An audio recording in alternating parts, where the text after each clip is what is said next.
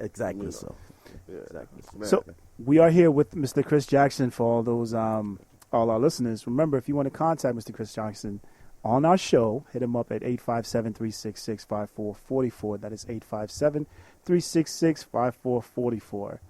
This segment is motivating others through real experiences. And as you are our guest today, and Mr. Anthony Cook, I know he wanted to introduce you because he just came in and just talked about it just now.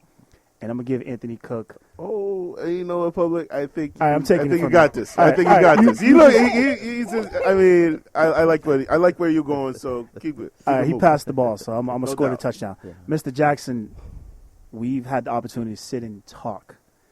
And I applaud you as a person. I applaud what you're doing. I applaud the foundation that you have. So even in terms of the people here on the Minority Men Show, the listeners, I welcome you, and I look forward to you telling your story and your goals and aspirations. So welcome to the Minority Men Show, Mr. Jackson. How Thank are you today? again for the opportunity. I have been looking forward to a venue as this. Listen, we appreciate you being on the show, and we thank you.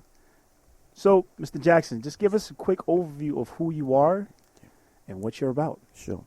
Originally, I'm from the Republic of Liberia, West Africa. I left Liberia in 1980 due to a bloody overthrow of the civilian government. And I worked with the deposed government in a very sensitive position. And I found myself in the midst of all of the political activities that were going on in the country at that time. And I decided that I would spend the rest of my life trying to make a difference in the lives of not just Liberians, but mankind, because of where God brought me from. I was in the presence of our Chief Justice when the government was overthrown. And this was a very powerful individual.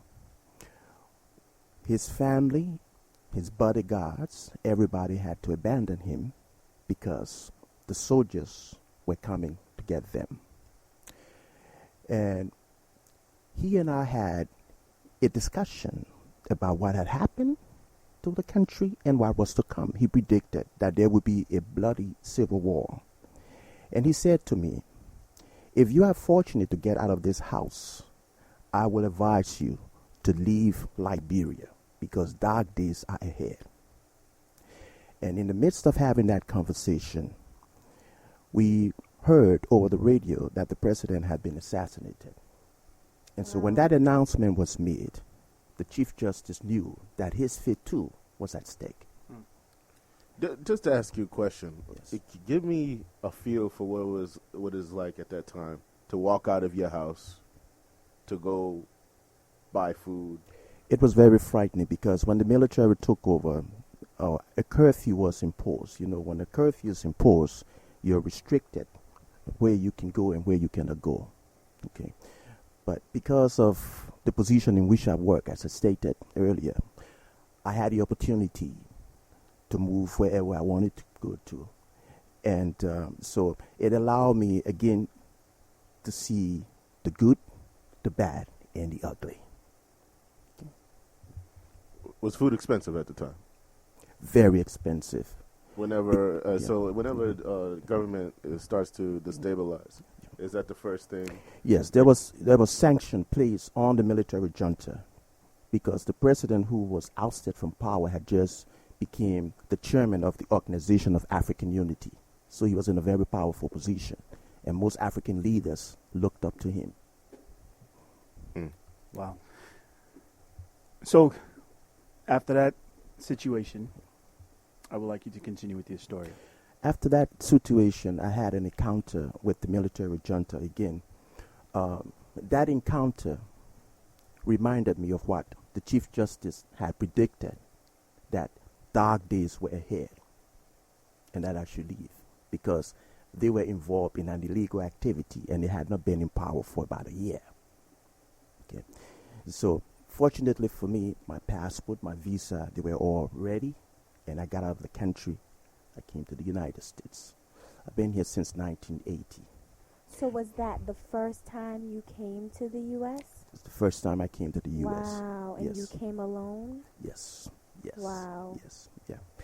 And as I was sharing with Jimmy and the other gentleman here, I worked at the international airport those days.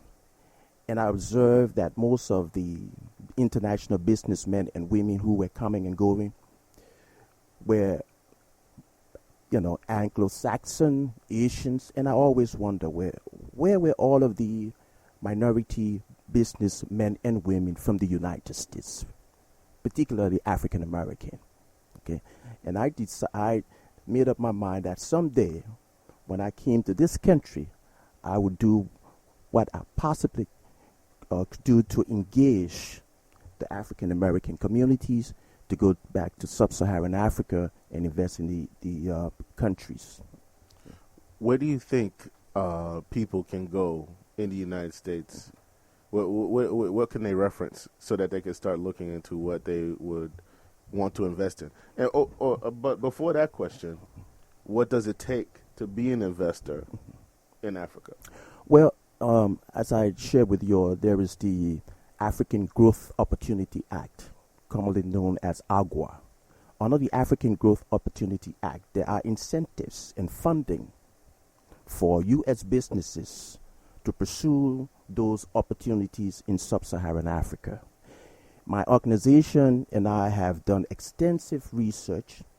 We have established credible contacts overseas. Sacrifices have been made, risks have been taken, because in the 21st century, a lot of people have the mindset here that Africa is still living in the 19th century. That is not the case. Okay. Now, I have to also talk about a visit that I made to Tulsa, Oklahoma, where I became exposed to the Black Wall Street. Yes, absolutely. Black Wall Street, Oklahoma, up until 1921. Yes.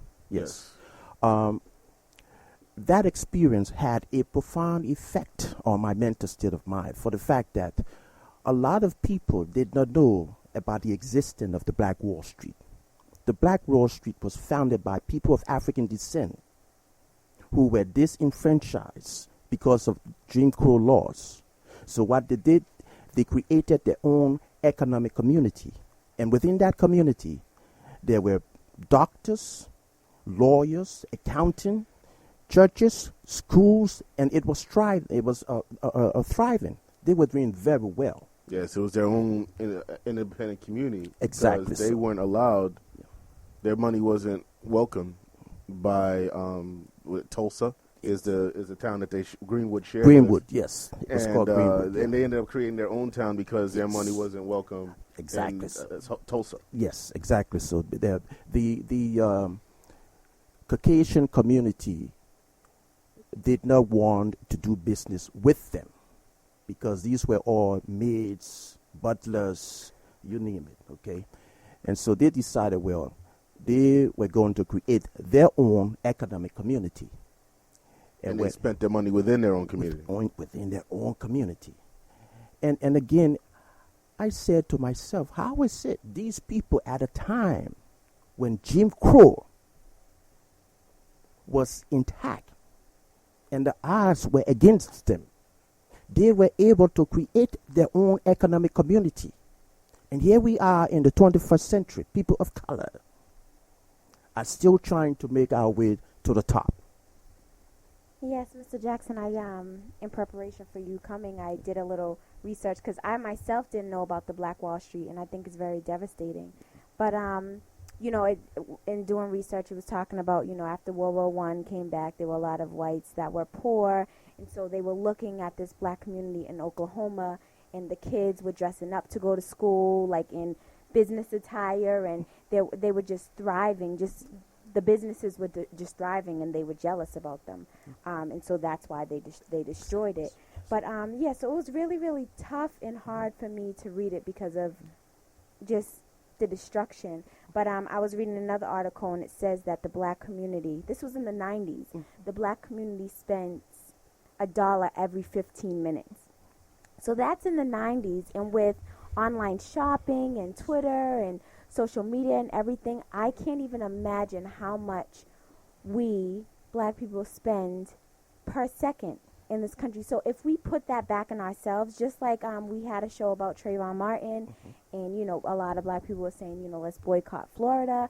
If the African-American community or all the Trayvon supporters, because it wasn't just black people, if they were serious about boycotting Florida, not buying the orange juice, not traveling there, we really could have made an impact. And I was just very, very surprised and moved by this small community. Well, it wasn't. It was a couple of thousand people. It was a few thousand people in Oklahoma, that how they made their own community. It was just amazing. So I wanted to know how it affected you when you learned about it or visited.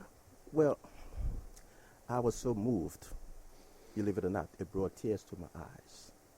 Because so you visited and you saw what? I saw what they have done is they've built a memorial, okay, and it's now a historical site where you can go and visit and see what it was like back in the good old days, okay, and I was blown away that people of African descent were able to do this, okay.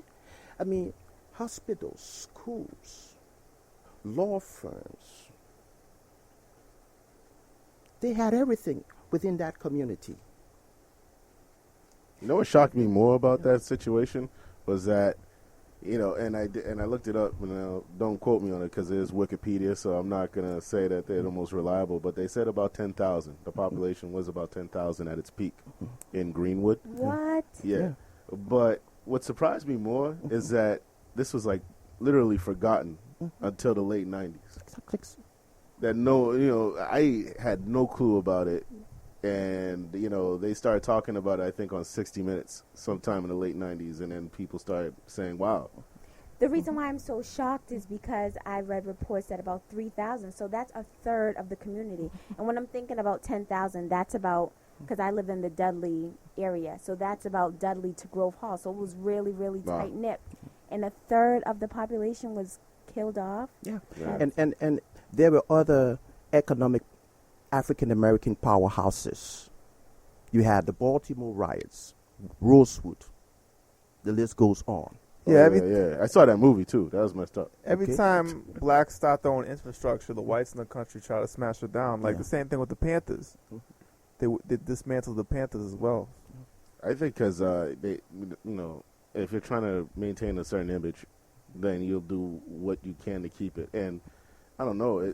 I don't know. I see it as, okay, if black people in this country are supposed to be, you know, ignorant and poor, and then you see them thriving, being lawyers, doctors, spending money within their own community, growing their own community, that goes against the image that you're trying to have in your head of these people. And those riots cause a disparity in generational wealth. That is why when I hear people from the right talk about, well, black folks are lazy, they're on welfare, but they fail to realize that their ancestors are responsible for where people of African descent are today. Because they were not given the opportunity to accumulate generational wealth that would have been handed down or passed down to future generations. I don't even think we were allowed to have patents until the late 1800s, sir. Oh, I didn't know about that. Well, really? Yeah, we weren't allowed to hold patents because we were slaves. You know, but I think more importantly, I like what Blue said about us always being torn down. Even if the city or the community was torn down, more importantly, I feel like the nationwide black people didn't know about it. Nationwide, they didn't know about what happened in Oklahoma. News stations weren't reporting it. So even if you break down a person, if there's stories of hope or like what happened that has been successful, then you know that you can repeat it again. No doubt. And we're gonna talk more about, you know, Tulsa and what Mr. Jackson is trying to do in his community, please hit us up.